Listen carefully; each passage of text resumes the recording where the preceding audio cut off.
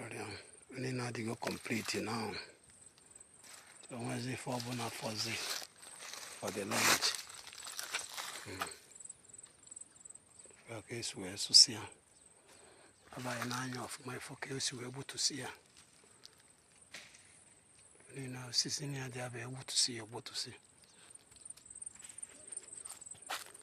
We don't know it's ready. They are not clear gear.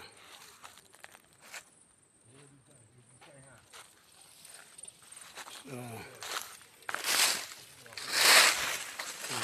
my father. But see, I have a for me. So if I was able, it was in Polo.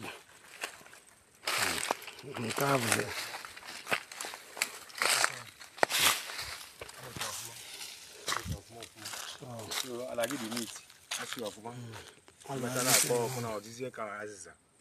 So not us ready.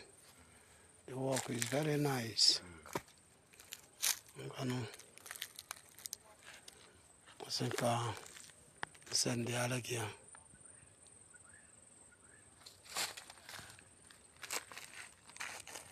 This is ebe isi fence ejede ebe.